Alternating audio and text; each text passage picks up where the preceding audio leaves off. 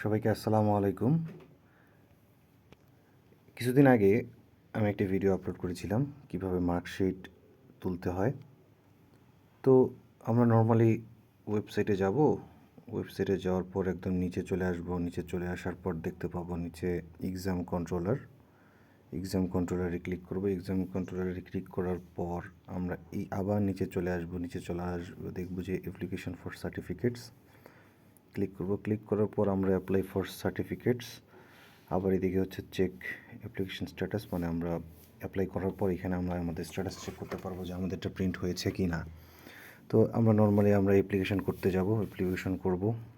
Application করার পর আমরা যেটা তুলবো, যেটা আমি তুলব প্রফেশনাল সার্টিফিকেট। এখন এখানে হচ্ছে আমি তুলব মাস্টার্সের। এখন এমার্জেন্সি সার্ভিস বুঝতেই পারতেছেন, যেটা নর্মালি 7 দিনের মধ্যে দেওয়া হয়, আর এমার্জেন্সি দিলে 2 দিনের মধ্যেই আপনি পেয়ে যাবেন আশা করি। তবে একটু বাড়তি 100 টাকা দিতে হবে, বাড়তি কিছু টাকা দিতে হয়, অ্যাড হবে আর কি। তারপর আমরা নেক্সটে ক্লিক করব। নেক্সটে ক্লিক করার পর এখন সরাসরি ফর্ম চলে আসছে। আগে আসলে হয়তো কি সরাসরি ফর্ম চলে আসতো না। আমার পূর্বের যে ভিডিওটি আপনি দেখতেই পারবেন, দেখলেই বুঝতে পারবেন এখানে সরাসরি ফর্ম আসতো না। আগে টাকা পেমেন্ট করে দেন এই ফর্ম আসতো। তো যেহেতু এখন এই ফর্ম দেওয়া হয়েছে, এই ফর্মটা ফিল আপ করার পর আপনি এই যে এখানে নেক্সটে ক্লিক করবেন। নেক্সটে ক্লিক করে দেন আপনি ফর্মকে ডাউনলোড করার সুযোগ পাবেন। ওকে, আর খুবই ধীর স্থিরভাবে এই ইনফরমেশনগুলো দিবেন, কারণ এটা ভুল হলে আপনার এমন হতে পারে যে আপনার এই সার্টিফিকেটেও ভুল আসবে। সো খুবই চিন্তাভাবনা করে, রিচেক করে, ক্রস চেক করে করে দিবেন। তো নেক্সট করার পর আপনাকে ডাউনলোড করতে দিবে ফর্মটা, মেইন ফর্মটা ডাউনলোড করলে আপনি ওইখানে দেখবেন বিল নং। ওকে, অ্যাপ্লিকেশনের বাম সাইডের একদম উপরে। তো নর্মালি ওটাতে আসার পর আপনার হচ্ছে এখানে আমরা বিল পেতে চলে যাব। বিল পেতে যাওয়ার পর বিলের নম্বর আমরা সবাই জানি 4377। চলে আসলাম। আমার একটু সময়টা টাইম আউট হয়ে গেছে। আসার পর আমরা বিল পেতে চলে আসবো 4377, যা অ্যাজ ইউজুয়াল দিব। দেওয়ার পর আমরা এখানে আসলাম। এখন আমরা যে ফর্মটা ডাউনলোড করছি অ্যাপ্লিকেশনের, ওইখানে দেখবো এই বিল নংটা এখানে দিতে হবে। আগে দিতে হইতো না, আগে সরাসরি পেমেন্ট করলেই ওইটা বুঝে যেত যে যত পেমেন্ট করবেন ওই পেমেন্টের উপর বেসিস করে ইউনিভার্সিটি বুঝে যেত ট্রানজ্যাকশন আইডিটা যে এটা দিয়ে এটা যে মার্কশিটের জন্য করা হয়েছে বা হচ্ছে প্রফেশনাল সার্টিফিকেটের জন্য করা হয়েছে। তো এখন যেহেতু বিল নং দিছে, এখন আপনার হচ্ছে ওই নর্মালি ওটাতে পেয়ে যাবেন। পাওয়ার পর এখানে দিয়ে পেমেন্ট করে দিবেন। পেমেন্ট করে দিলে এখন সেলফ নিজেরটা থাকলে এখানে সেলফ বেনিফিশিয়ারি নাম্বার সেলফ চলে আসবে। আর যদি অন্যটা করা হয় অন্যটা দিয়ে দিবেন। আর এখানে তো নিজেরটা মানে যারটা করবেন তারটাই দিবেন আর কি, এক কথায় নাম্বার।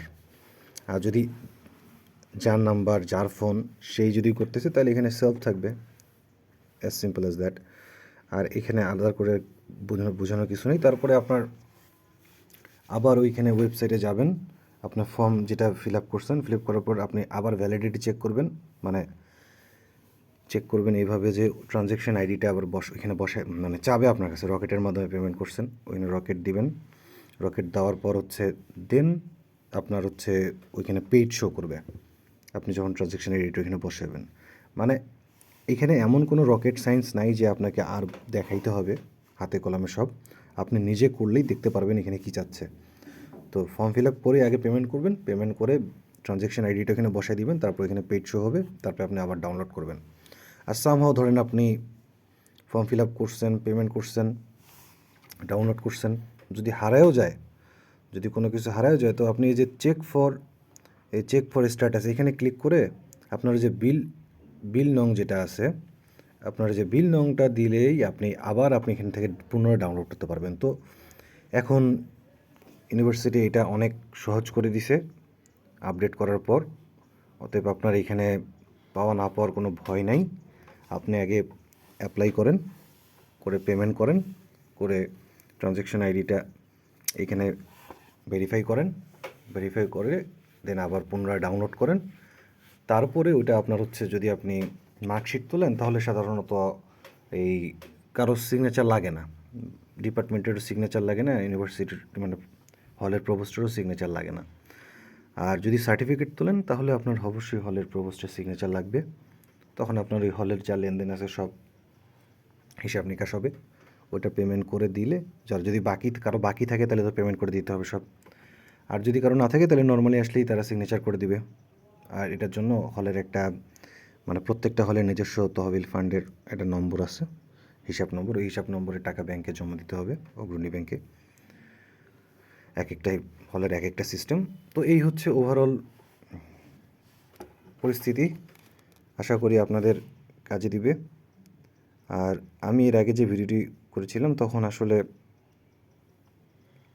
ইউনিভার্সিটির ওয়েবসাইট প্লাস হচ্ছে রকেটের অ্যাপ এত আপডেট ছিল না, যার কারণেও পূর্বে ভিডিওটি দেখলে আপনারা হয়তো বা অনেক মানে কনফিউজ হচ্ছেন। তো এই জন্যই এই ভিডিওটি করা, ইনশাআল্লাহ আপনাদের উপকারে আসবে।